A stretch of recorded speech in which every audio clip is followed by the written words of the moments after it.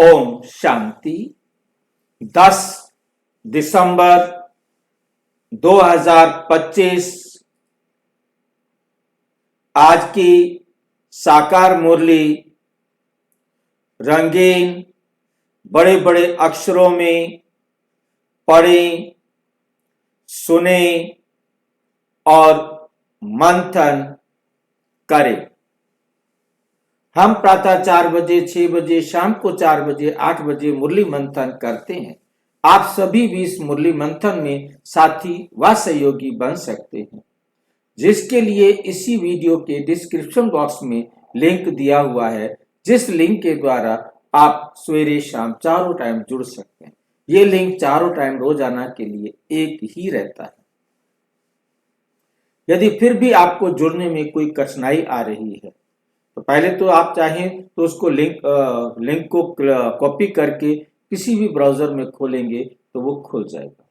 और यदि खोलने में फिर भी दिक्कत आती है तो आप व्हाट्सएप नंबर इसी वीडियो में सामने चलती हुई लाइन में देख रहे हैं, उस पर मैसेज करके लिंक मंगा सकते हैं, प्रश्न पूछ सकते हैं। आपका कोई सुझाव है तो वो सुझाव भी दे सकते हैं। ओम शांति। आज की साकार मुरली का सार। मीठा मीठा बाबा कहते मीठे बच्चे, चैरिटी बिगिंस एट होम। शुभ कार्य जो है वो घर से ही शुरू होता है। चैरिटी बिगिंस एट होम, शुभ कार्य घर से शुरू होता है। पहले खुद आत्म अभिमानी बनने की मेहनत करो, फिर दूसरों को कहो। पहले हमें स्वयं को आत्म अभिमानी बनना है। जब हम इसके अनुभवी बन जाए तो फिर हम सहज रीति दूसरों को भी अपने अनुभव से अनुभवी बना सकते हैं। आत्मा समझकर आत्मा को ज्ञान दो। पहले स्वयं को आत्मा समझो और आत्मा मेरा बाप का बच्चा, मेरा भाई है, इस प्यार के साथ, इस सम्मान के साथ उसको ज्ञान सुनाओ। तो ज्ञान तलवार में जोहर आ जाएगी। ज्ञान की तलवार में क्या आएगी? जोहर आ जाएगी। जोहर माना तेजी, जोहर माना शक्ति, जोहर माना किसी भी बात को दिल तक पहुंचाने की क्षमता। तो जब आप खुद दिल से अच्छी तरह धारण कर लेंगे तो दूसरे को भी सहज रीति दिल से समझाने में सक्षम होंगे। तो तलवार में जोहर आ जाएगा ताकि आप उसे ज्ञान अच्छी तरह बुद्धि में बिठा सके। प्रश्न है, संगम युग पर किन दो बातों की मेहनत करने से सतयुगी तख्त के मालिक बन जाएंगे? अब इस संगम युग पर कौन सी दो बातों की मेहनत करो तो तुम सतयुग के राजाई तख्त के मालिक बन जाएंगे? कौन सी दो बातें हैं वो? नंबर 1, दुख सुख निंदा स्तुति मान अपमान में समान स्थिति रहना। ये मेहनत करो। कोई भी कुछ उल्टा सुल्टा बोले, क्रोध करे तो तुम चुप हो जाओ। कभी भी मुख की ताली नहीं बजाओ। कभी भी मुख की ताली नहीं बजाओ। मुख की भी कोई ताली होती है क्या? हाथ से तो ताली बजाई जाती है। ये मुख की ताली कभी किसी ने बजाई है क्या? जिसने बजाई हो जरा बताओ कैसे बजाते हैं? भाई जी आंखें नहीं करती है, जवाब नहीं देना। जवाब देना ताली बजाना होता है। जब एक साइड से कोई बोलता है तो हम जब जवाब देते हैं तो ताली बजाते हैं।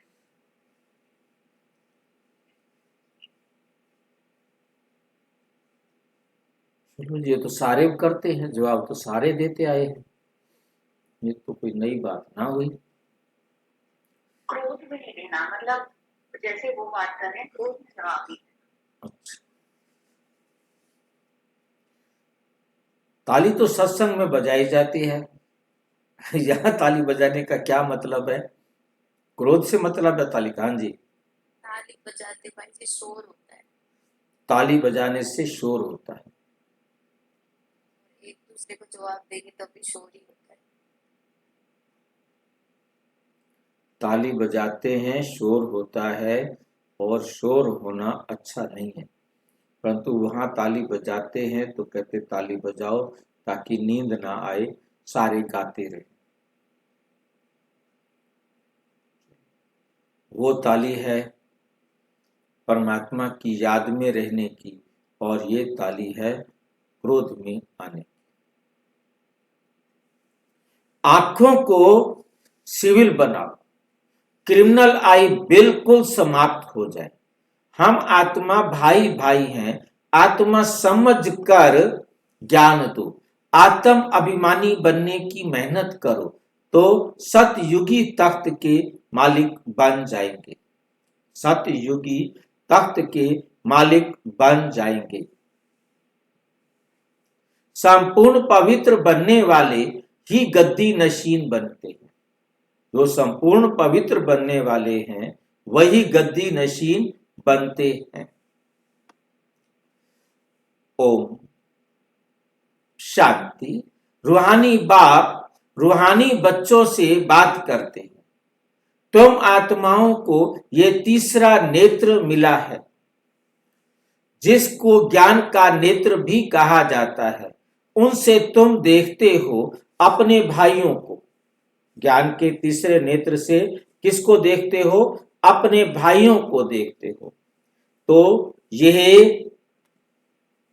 बुद्धि से समझते हो ना कि जब हम भाई भाई को देखेंगे तो कर्म इंद्रियां चंचल नहीं होंगी। जब हम भाई भाई को देखेंगे तो कर्म इंद्रियां चंचल नहीं होंगी, और ऐसे करते करते आंखें जो क्रिमिनल हैं वो सिविल हो जाएगी।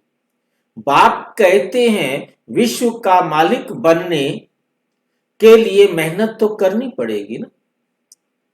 अभी ये मेहनत करो। मेहनत करने के लिए बाबा नई नई गुह्य पॉइंट्स सुनाते हैं न, है ना। अभी अपने को भाई भाई समझकर ज्ञान देने की आदत डालनी है। फिर ये जो गाया जाता है कि वी आर ऑल ब्रदर्स, ये प्रैक्टिकल हो जाएगा। अभी तुम सच्चे ब्रदर्स हो क्योंकि बाप को जानते हो। बाप तुम बच्चों के साथ सर्विस कर रहे हैं। हिम्मते बच्चे मत दे बाप, तो बाप आकर के ये हिम्मत देते हैं सर्विस करने की। तो ये सहज हुआ ना। तो रोज ये प्रैक्टिस करनी पड़ेगी। सुस्त नहीं होना चाहिए, सुस्त नहीं होना चाहिए। ये नई नई पॉइंट्स बच्चों को मिलती है। बच्चे जानते हैं कि हम भाइयों को बाबा पढ़ा रहे हैं। हम भाइयों को बाबा पढ़ा रहे हैं। आत्माएं पढ़ती हैं। ये रूहानी नॉलेज है। इसे स्पिरिचुअल नॉलेज कहा जाता है। सिर्फ इस समय रूहानी नॉलेज रूहानी बाप से मिलती है, क्योंकि बाप आते ही हैं संगम युग पर। जबकि सृष्टि बदलती है, ये रूहानी नॉलेज मिलती भी है तब जब सृष्टि बदलने वाली है। बाप आकर यही तो रूहानी नॉलेज देते हैं कि अपने को आत्मा समझो। आत्मा नंगी अशरीरी आई थी, यहाँ फिर शरीर धारण करती है। शुरू से अब तक आत्मा ने 84 जन्म लिए, परंतु नंबरवार जो जैसे आए होंगे वे वैसे ही ज्ञान योग की मेहनत करेंगे। फिर देखने में भी आता है कि जैसे जिसने कल्प पहले जो पुरुषार्थ किया मेहनत किया, वे अभी भी ऐसे ही मेहनत करते रहते हैं। अपने लिए मेहनत करनी है, दूसरे कोई के लिए तो नहीं करनी होती ना। तो आपको ही अपने को ही आत्मा समझ करके अपने साथ मेहनत करनी है। दूसरा क्या करता है, उसमें हमारा क्या जाता है। चैरिटी बिगिंस एट होम, माना पहले पहले खुद मेहनत करनी है, पीछे दूसरों को, भाइयों को करा कहना है। जब तुम अपने को आत्मा समझ करके आत्मा को ज्ञान देंगे तो तुम्हारी ज्ञान तलवार में जोहर रहेगा। मेहनत तो है ना, तो जरूर कुछ ना कुछ सहन करना पड़ता है। इस समय दुख सुख, निंदा स्तुति, मान अपमान, ये सब थोड़ा बहुत सहन करना पड़ता है। तो जब भी कोई उल्टा सुल्टा बोलता है तो कहते हैं चुप। जब कोई चुप कर देते हैं तो पीछे कोई गुस्सा क्या करेंगे। जब कोई बात करते हैं और दूसरा भी बात करते हैं तो मुख की ताली बजती है। अगर एक ने मुख की ताली बजाई और दूसरे ने शांत किया तो चुप। बस ये बाप सिखलाते हैं, कभी भी देखो कोई कभी भी देखो कोई क्रोध में आता है तो चुप हो जाओ, आप पे ही उसका क्रोध शांत हो जाएगा, दूसरी ताली बजेगी नहीं। अगर ताली से ताली बजी तो फिर गड़बड़ हो जाती है। इसलिए बाप कहते हैं बच्चे कभी भी इन बातों में ताली नहीं बजाओ, ना विकार की, ना काम की, ना क्रोध की, ना विकार की, ना काम की, ना क्रोध की। बच्चों को हर प्रकार का कल्याण करना ही है। इतने जो सेंटर्स बने हुए हैं किस लिए। कल्प पहले भी तो ऐसे सेंटर्स निकले होंगे। देवों का देव बाप देखते रहते हैं कि बहुत बच्चों को यह शौक रहता है कि बाबा सेंटर्स खोलूं। हम सेंटर खोलते हैं, हम खर्चा उठाएंगे तो दिन प्रतिदिन ऐसे होते जाएंगे, क्योंकि जितना विनाश के दिन नजदीक होते जाएंगे उतना फिर उस तरफ भी सर्विस का शौक बढ़ता जाएगा। अभी बाप दादा दोनों इकट्ठे हैं तो हर एक को देखते हैं कि क्या पुरुषार्थ करते हैं, क्या पद पाएंगे, किसको पुरुषार्थ उत्तम, किसका पुरुषार्थ मध्यम, किसका कनिष्ठ। किसका पुरुषार्थ सबसे उत्तम है, किसका मध्यम है, किसका कनिष्ठ है, वे तो देख रहे हैं। टीचर भी स्कूल में देखते हैं कि स्टूडेंट किस सब्जेक्ट में ऊपर नीचे होते हैं। तो यहां भी ऐसे ही है। कोई बच्चे अच्छी तरह से अटेंशन देते हैं तो अपने को ऊंचा समझते हैं, कोई समय फिर भूल करते हैं, याद में नहीं रहते हैं तो अपने को कम समझते हैं। ये स्कूल है ना। बच्चे कहते हैं बाबा हम कभी कभी बहुत खुशी में रहते हैं, कभी कभी खुशी कम हो जाती है।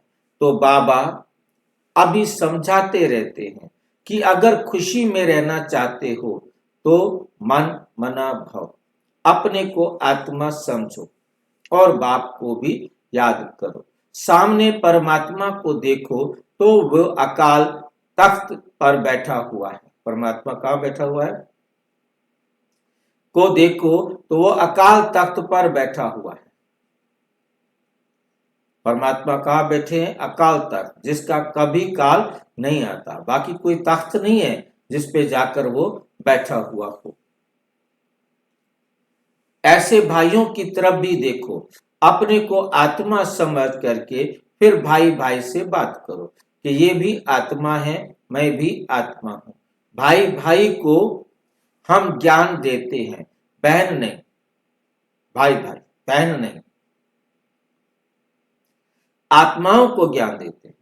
अगर ये आदत पूरी तुम्हारी पड़ जाएगी, तो तुम्हारी जो क्रिमिनल आई है, जो तुमको धोखा देती है, वे आहिस्ते आहिस्ते बंद हो जाएगी। आत्मा आत्मा में क्या करेगी? जो देह अभिमान आता है तब गिरते हैं, मैं पुरुष हूं, मैं स्त्री हूं, बस यहीं से ही गिरना शुरू होता है। बहुत कहते हैं बाबा हमारी क्रिमिनल आई है। अच्छा, क्रिमिनल आई को अभी सिविल आई बनाओ।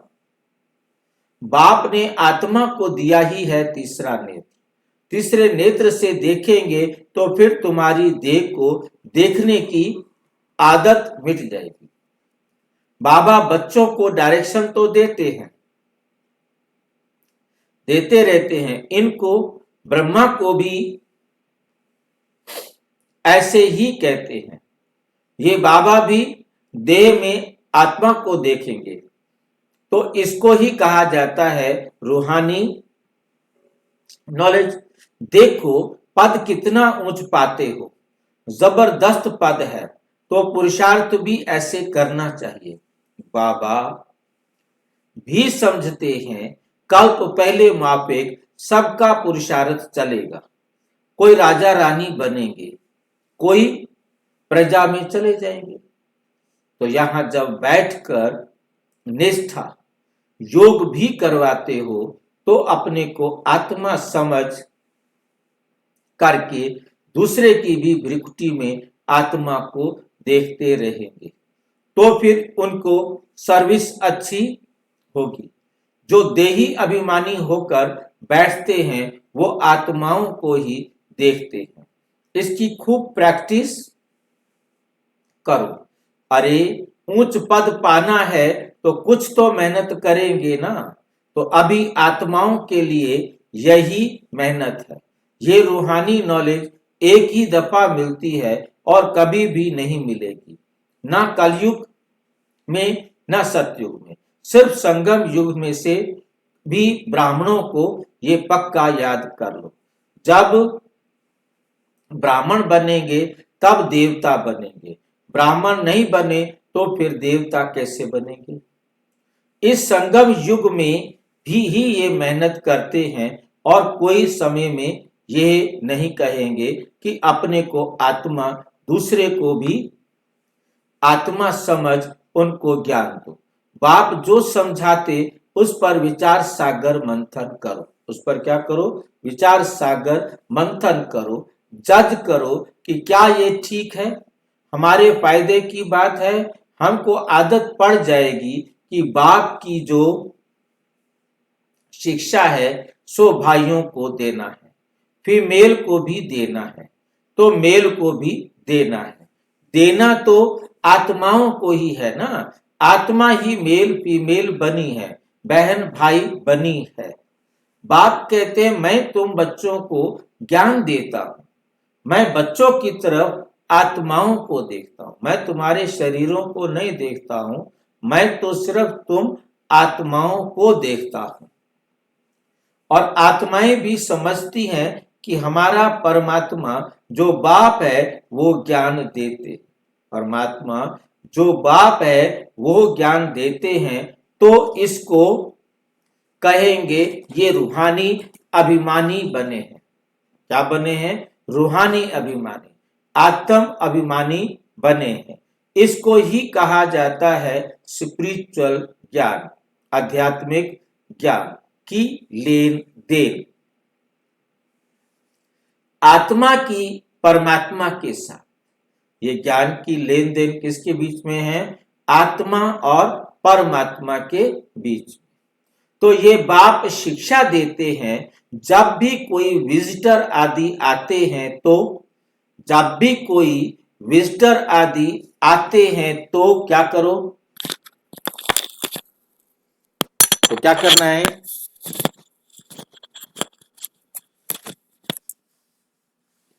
तो भी अपने को आत्मा समझ, आत्मा का को बाप का परिचय दो। आत्मा समझकर आत्मा को बाप का परिचय देना है। आत्मा में ज्ञान है, शरीर में नहीं, तो उनको भी आत्मा समझ करके ही ज्ञान देना है। इससे उसको भी अच्छा लगेगा, इससे उसको भी अच्छा लगेगा। जैसे कि ये जोहर है, तुम्हारे मुख में इस ज्ञान की तलवार में जोहर भर जाएगा, ज्ञान की तलवार में जोहर भर जाएगा। ज्ञान के शब्द तीखे हो जाएंगे, असरकारक हो जाएंगे, सामने वाले पर प्रभाव डालेंगे। क्योंकि देही अभिमानी होते हो ना, तो ये प्रैक्टिस करके देखो। बाबा कहते हैं जज करो, ये ठीक है, और बच्चों के लिए भी ये कोई नई बात नहीं है, क्योंकि बाप समझाते हैं, सहज समझाते ही सहज करके हैं। चक्कर लगाया, अब नाटक पूरा होता है। अभी बाबा की याद में रहते हैं। तमो प्रधान से सतो प्रधान बन सतो प्रधान दुनिया का मालिक बनते हैं। फिर ऐसे ही सीढ़ी उतरते हैं। देखो कितना सहज बताते हैं। हर 5000 वर्ष के बाद मेरे को आना होता है। ड्रामा के प्लान अनुसार मैं बंधाएमान हूं। आकर के बच्चों को बहुत सहज याद की यात्रा सिखलाता हूं। बाप की याद में अंतमति सोगति हो जाएगी। ये इस समय के लिए है। ये क्या है? इस समय के लिए है। ये अंत काल है। अभी इस समय बाप बैठ करके युक्ति बतलाते हैं कि माम एकम याद करो, तो सदगति हो जाएगी। बच्चे भी समझते हैं कि पढ़ाई से ये बनूंगा, फलाना बनूंगा। इसमें भी ये है कि मैं जाकर के नई दुनिया में देवी देवता बनूंगा। कोई नई बात नहीं। बाप तो घड़ी घड़ी कहते हैं नथिंग न्यू, कुछ भी नया नहीं। ये तो सीढ़ी उतरनी चढ़नी है। जिनकी कहानी जिन जानते हैं ना, जिनकी कहानी है ना, उसको क्या क्या क्या हाल दिया गया। क्योंकि जिन क्या करता है कि मुझे काम दो, नहीं तो मैं तुम्हें खा जाऊंगा। अब उसे काम नहीं देंगे तो वह हमें खा जाएगा, और काम दो तो वो फटाफट कर देता है। तो उसको जान छुड़ाने के लिए, अपने आप को बचाने के लिए क्या काम दिया गया उसको कि एक सीढ़ी लेके आओ, अच्छा अब इसके ऊपर चढ़ो, फिर उतरो, फिर चढ़ो, फिर उतरो। जब तक हम आपको दूसरा ऑर्डर नहीं देते तब तक तुम सीढ़ी पर चढ़ते और उतरते रहो। अब ये हमें सुनाने का क्या मतलब है बाबा का? क्यों सुनाया हमें बाबा ने ये? कौन बताएगा? हम ही है वो जिन भाई जी। हम ही हैं जिन। हम जो कहते कर देते हैं क्या? हम सीढ़ी उतरते हैं चढ़ते हैं, उतरते हैं चढ़ते हैं। नहीं, हमें क्यों भाई सीढ़ी? जी हमें अपने माइंड को बिजी रखना है, मन को बिजी रखना है। हमने अपने मन को बिजी रखना है। फिर सीढ़ी का चक्कर बीच में कहां से आ गया? अगर नीचे उतरते हैं तो फिर ऊपर जाओ, बार बार उसके लिए कोशिश करो। नीचे आ जाते हो तो उसके लिए उदास मत हो। बाबा की श्रीमत पर चलेंगे तो चढ़ती कला होगी, नहीं तो उतरती कला है। अब हमें सीढ़ी पर चढ़ना उतरना अपने आप करना है। क्या करना है मेरे को तो नहीं समझ में आई बात।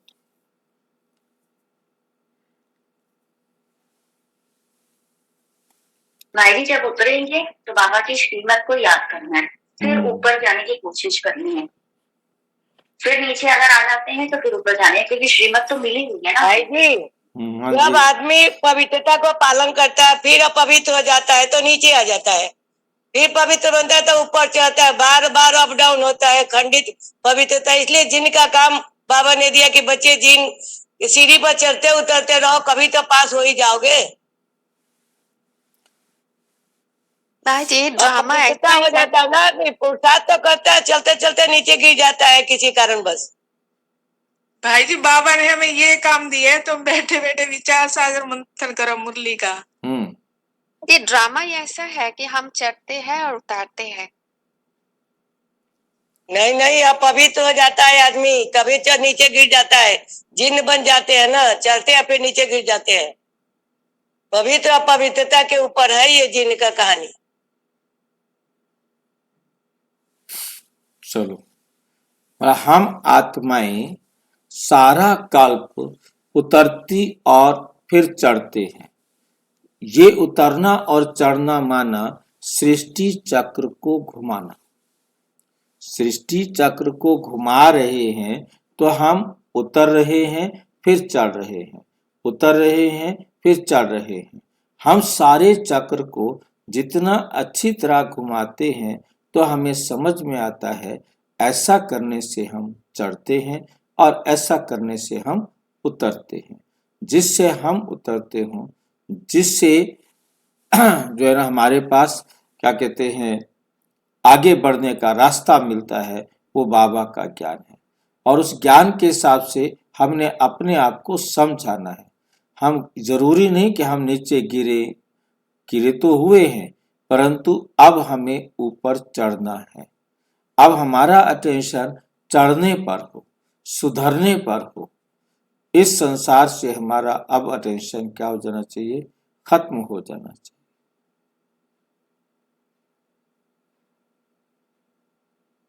ये नाटक ही चढ़ना और उतरना याद की यात्रा से बहुत मजबूत हो जाएंगे। इसलिए भिन्न भिन्न प्रकार से बाप बच्चों को बैठ सिखलाते हैं कि बच्चे अभी देही अभिमानी बनो, अभी सबको वापस जाना है। तुम आत्मा पूरे 84 जन्म लेकर तमो प्रधान बन गई हो। भारतवासी ही सतो रजो तमो में आते हैं, बनते हैं। दूसरी कोई नेशनलिटी का को नहीं कहेंगे कि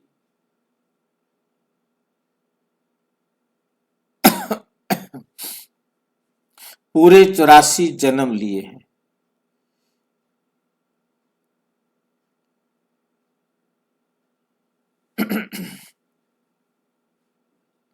पूरे 84 जन्म लिए हैं। बाप ने आकर के बताया है, नाटक में हर एक का पार्ट अपना अपना होता है। आत्मा कितनी छोटी है, आत्मा कितनी छोटी है, साइंसदानों को ये समझ में ही नहीं आएगा कि इतनी छोटी आत्मा में ये अविनाशी पार्ट भरा हुआ है, अविनाशी पार्ट भरा हुआ है। ये है सबसे वंडरफुल बात। ये छोटी सी आत्मा और पार्ट कितना बजाती है।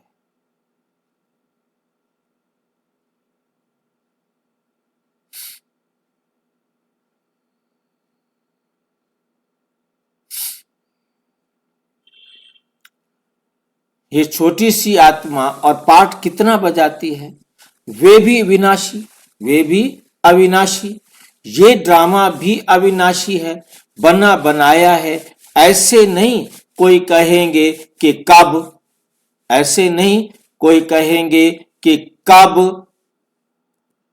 बना, नहीं। ये कुदरत है, ये ऑटोमेटिक है। ये विज्ञान बड़ा वंडरफुल है। कभी कोई ये ज्ञान बता ही नहीं सकता। ऐसे कोई की ताकत नहीं जो ये ज्ञान बताए। किसी में भी ये ताकत नहीं जो ये ज्ञान बता सके, बताए। तो अभी बच्चों को बाप दिन प्रतिदिन समझाते रहते हैं, अभी प्रैक्टिस करो कि हम अपने भाई आत्मा को ज्ञान देते हैं। आप समान बनाने के लिए, बाप से वर्षा लेने के लिए, क्योंकि सब आत्माओं का हक है। बाबा आते हैं सभी आत्माओं को अपना अपना शांति व सुख का वर्षा देने। हम जब राजधानी में होंगे तो बाकी सब शांति धाम में होंगे। पीछे जय जयकार होगी, यहाँ सुख ही सुख होगा। इसलिए बाप कहते हैं पावन बनना है। जितना जितना तुम पवित्र बनते हो उतना कशिश होती है।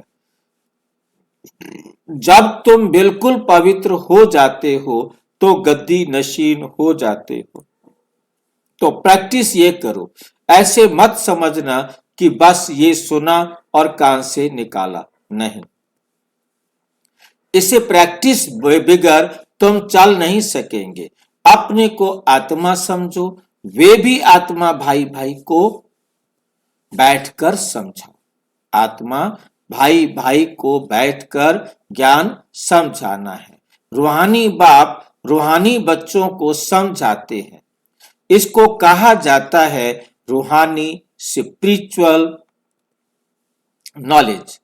स्पिरिचुअल फादर देने वाला है। जब चिल्ड्रन पूरा स्पिरिचुअल बन जाते हैं, एकदम प्योर बन जाते हैं, तो जाकर सतयुगी तख्त के मालिक बनते हैं। जो प्योर नहीं बनेंगे वो माला में भी नहीं आएंगे। माला का भी कोई अर्थ तो होगा ना। माला का राज दूसरा कोई भी नहीं जानते हैं। माला को क्यों सिमरते हैं? क्योंकि बाप की बहुत ही मदद की है। तो क्यों नहीं सिमरे जाएंगे? तुम सिमरे भी जाते हो, तुम्हारी पूजा भी होती है और तुम्हारे शरीर को भी पूजा जाता है। और मेरी तो सिर्फ आत्मा की पूजा होती है। मेरी सिर्फ आत्मा को ही पूजा जाता है। देखो, तुम तो डबल पूजे जाते हो, मेरे से भी जास्ती। तुम जब देवता बनते हो तो देवताओं की भी पूजा करते हैं। इसलिए पूजा में भी तुम तीखे, यादगार में भी तुम तीखे और बादशाही में भी तुम तीखे। देखो तुमको कितना ऊंचा बनाता हूं। तो जैसे प्यारे बच्चे होते हैं, बहुत लव होता है, तो बच्चों को कूल्हे पर, माथे पर भी रखते हैं, सिर पर भी बिठाते हैं। बाबा एकदम सिर पर रख देते हैं। अच्छा अच्छा, मीठे मीठे सिकिलधे बच्चों प्रति माता पिता बाप दादा का याद प्यार और गुड मॉर्निंग। रूहानी बाप की रूहानी बच्चों को नमस्ते। हम रूहानी बच्चों की रूहानी बाप दादा को नमस्ते नमस्ते नमस्ते। धारणा के लिए मुख्य सार। गायन और पूजन योग्य बनने के लिए स्पिरिचुअल बनना है। गायन और पूजन में कोई अंतर है या एक ही बात है?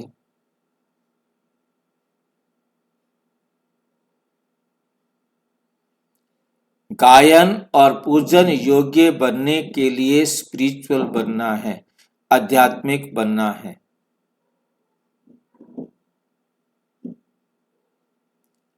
भाई जी एक ही चीज होगी ना, जो पवित्र होंगी उनकी ही तो गुणगान करते हैं और पूज्य भी वही होते हैं।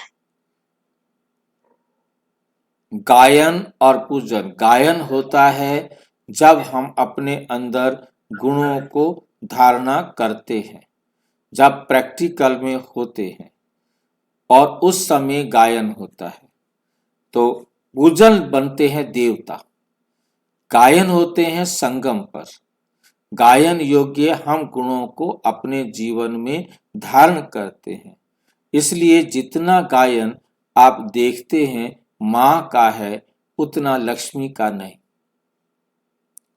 जितना गायन कृष्ण का है, उतना दूसरे किसी और देवता का नहीं, क्योंकि कृष्ण ये संगम पर बनता है।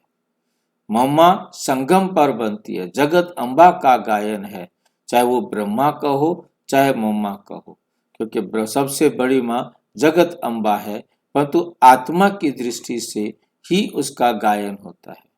ब्रह्मा कुमार ब्रह्मा कुमारी जो शिव बाबा के बच्चे बनते हैं, तब हम हैं गायन योग्य। और उसके बाद जब हम पवित्र बन गए, हम स्वप्न, तो हम बनते हैं पूजन योग्य। तो हमारी पूजा जो होती है वो देवी देवताओं के चित्रों की होती है, संपन्न स्वरूप की पूजन होता है।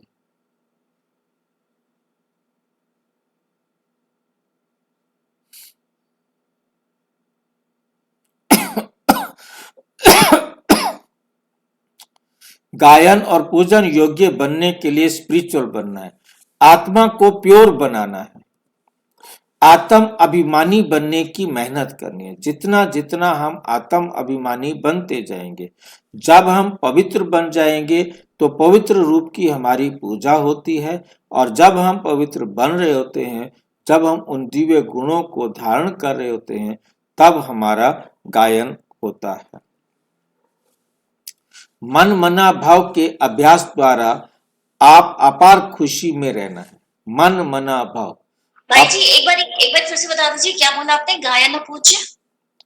जब हम अपने जीवन में सुधार कर रहे हैं, पवित्र बन रहे हैं, तब हम गायन योग्य बनते हैं। जब हम दूसरों की सेवा करते हैं, तब हम गायन योग्य बनते हैं। संगम पर, संगम वाला जो रूप है, हम जिन जिन आत्माओं को सुख देंगे, जिन जिन आत्माओं को परमात्मा से मिलाएंगे, तो वो गायन योग्य हो गए। और उसके बाद जब हम देवता बन गए, संपन्न बन गए, तो हमारी फिर पूजा होती है, संपन्न रूप की पूजा होती है। और जैसे ब्रह्मा बाबा की पूजा नहीं होती, मगर जगदम्बा की पूजा होती है। अब जगदम्बा जब गायन है तो उसका गायन यहाँ होगा और पूजन वहां होगा। पूजन करने में और गायन करने में अंतर यही है कि जिस समय हमें कुछ प्राप्ति हो रही है तब गाया जाता है। जैसे अभी कहेंगे कि ब्रह्मा कुमारियां बहुत अच्छा ज्ञान सुनाती हैं, तो अभी हमारा सामने में गायन होता है। परंतु जब हम सतयुग में देवता बन जाते हैं तो हमारे उस देवताई स्वरूप का पूजन होता है, इस स्वरूप का पूजन नहीं होता। एक मम्मा का, जगदम्बा का पूजन होता है, बाकी सब देवी देवताओं का होता है। अब गायन कृष्ण का होगा, गायन मम्मा का होगा, गायन ब्रह्मा बाबा का होगा, परंतु इस रूप का, इस समय का गायन होगा। भाई जी इस समय हमें प्राप्ति हो रहा है तो उसका गायन कर रहे हैं। हाँ जी, हाँ जी। तो पूजन कब करेगा? किस पूजन लिए करेगा पूजन हमारा देखो, लक्ष्मी की पूजा होगी, नारायण की पूजा होगी, राम की पूजा होगी, ठीक है नहीं, कृष्ण की पूजा होती है। बाकी जो मतलब हमारे पास पूज्य बन गए, अब बनने वाले जो बन रहे हैं उस टाइम का पूजन नहीं होता ना, विद्यार्थी है ना, स्टूडेंट है ना, स्टूडेंट पुरुषार्थी है, जब वो पुरुषार्थ करते हैं तो उनका गायन होता है। एक मुरली में बाबा ने बहुत अच्छी तरह स्पष्ट किया कि गायन और पूजन, अभी पहले गायन योग्य बनो, फिर आप पूजन योग्य बनेंगे। भाई जी जब हम पूजन करते हैं तब क्या कुछ प्राप्ति होता है जो हम पूजन करते हैं? नहीं, हमारी पूजन उनकी की जाती है जिनके द्वारा हमें प्राप्त हुआ था, जी। क्योंकि हम उनका पूजन करेंगे ना, गायन करेंगे ना।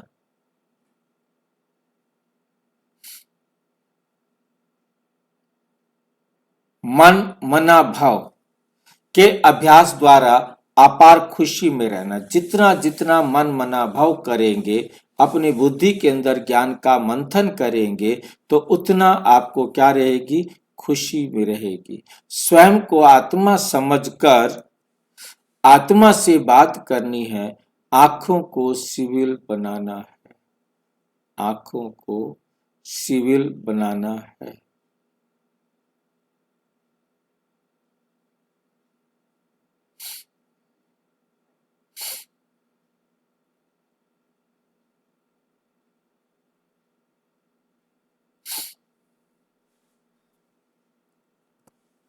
वरदान, मास्टर रचयिता की स्टेज द्वारा। शिव बाबा है सृष्टि का रचयिता और हम है मास्टर रचयिता।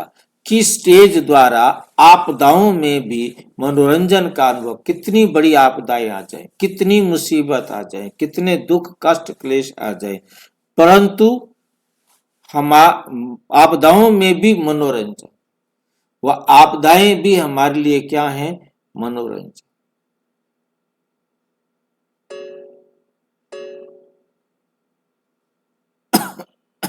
जो मन को अच्छा लगे, मन को खुश करे, उसे कहा जाता है मनोरंजन।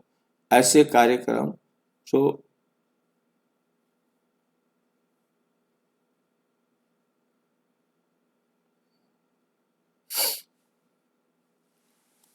मनोरंजन का अनुभव करने वाले संपूर्ण योगी भाव, कितनी बड़ी दुख की बात हो, आपदा आ जाए, मुसीबत आ जाए, परंतु हमें उसको भी मनोरंजन अनुभव करना है। जो अनुभव करता है मनोरंजन, आपदा में भी, मुसीबत के समय में भी, वो योगी तू आत्मा है। उसको कहेंगे योगी तू आत्मा।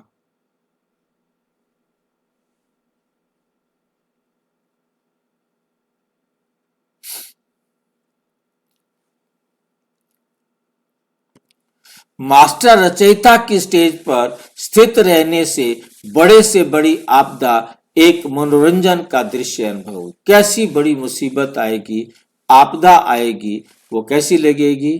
मनोरंजन। मास्टर रचयिता की स्टेज पर बैठकर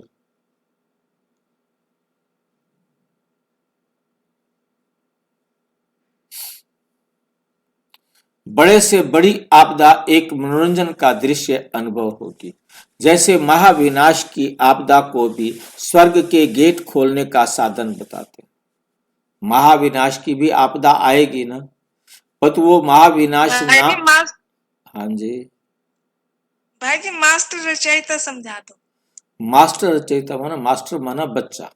शिव बाबा है रचयिता, हम उसके बच्चे हैं, रचना करने वाले। जैसे महाविनाश की आपदा, अंतिम विनाश, चारों तरफ आग आग होगा, तो उसको भी हम क्या समझते हैं? स्वर्ग का गेट खुलने का साधन है। जब तक विनाश नहीं होगा तो स्वर्ग का गेट कैसे खुलेगा? तो इस समय निश्चित है कि विनाश और गेट दोनों ही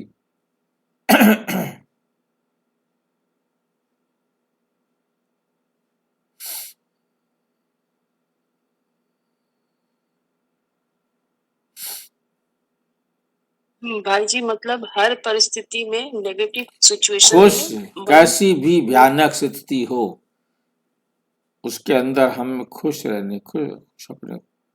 मन को पॉजिटिव में कन्वर्ट करना है। हम्म।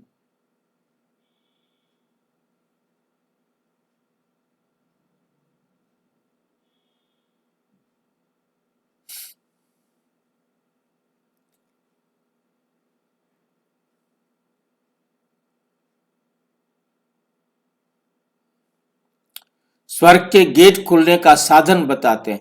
ऐसे किसी भी प्रकार की छोटी बड़ी समस्या व आपदा मनोरंजन का रूप दिखाई दे, हाय हाय की बजाय ओह ओ शब्द निकले, दुख भी सुख के रूप में अनुभव।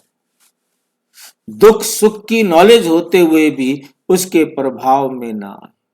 दुख की बात तो कोई बात नहीं।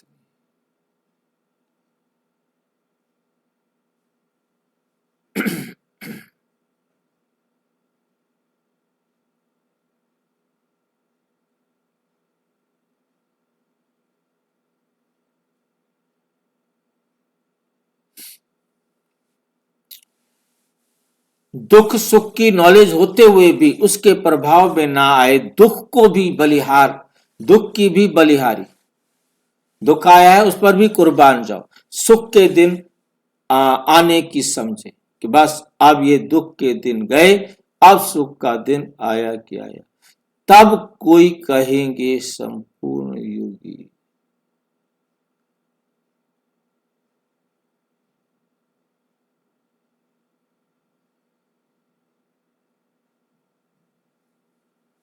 तब संपूर्ण योगी कहेंगे। जब बलिहारी जाएंगे दुख में भी सुख देखेंगे। स्लोगन है, दिल तख्त को छोड़ साधारण संकल्प करना अर्थात धरनी में पांव रखना। बाबा के दिल तख्त पर कब बैठते हैं? जब हम बाबा की श्रीमत पर संकल्प कर रहे हैं। बाबा की गोदी में बैठकर 24 घंटे हम सेवा पर हाजिर हैं।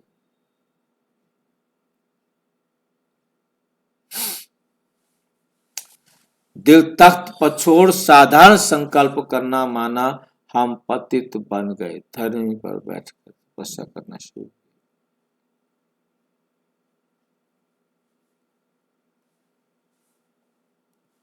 अव्यक्त इशारा। अब संपन्न व कर्मातीत बनने की धुन लगाओ। अब हमें क्या करना है? संपन्न व कर्मातीत बनने की। संपन्न माना सर्वगुण संपन्न, कर्मातीत माना कर्म के प्रभाव से भी परे बनने की धुन लगाओ।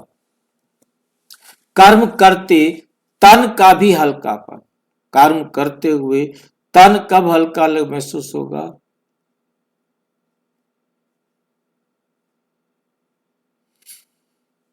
बाबाजी जब हम उसके प्रभाव में नहीं आएंगे। कर्म करते बाबाजी तन का भी हल्कापन, मन की स्थिति का भी हल्कापन। मतलब हम हल्के हैं एकदम। जैसे आप घर के अंदर, परिवार के अंदर सबसे आपका प्यार है, तो आप सबके प्यार में परिवार के अंदर खाना बनाते वक्त आपको कोई भी डिस्टर्ब करने वाले संकल्प नहीं आते। परंतु जब परिवार आ जाए तो भी हम उतना खुश रहे।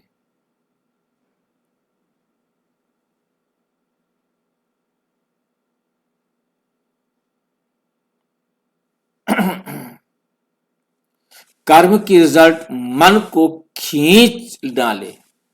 कोई भी कर्म किया, मान लो अच्छा हो गया, तो हमारी बुद्धि सारा दिन वो काम अच्छा हो गया, मैं सारा दिन उस मॉडल को ही देखता रहूं।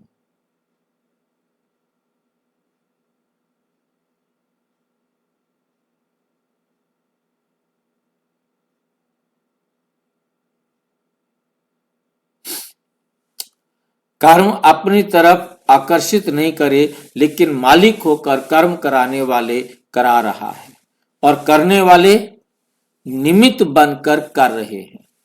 ये अभ्यास बढ़ाओ तो संपन्न कर्मातीत सहज ही बन जाएंगे, सर्वगुण संपन्न बन जाएंगे।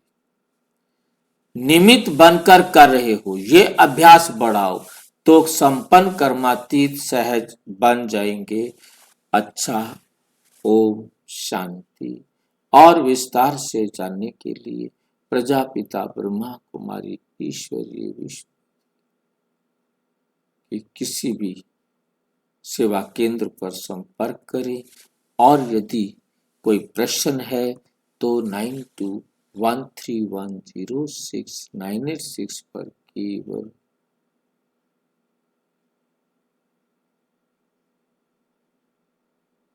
ओम शांति भाई। ओम शांति।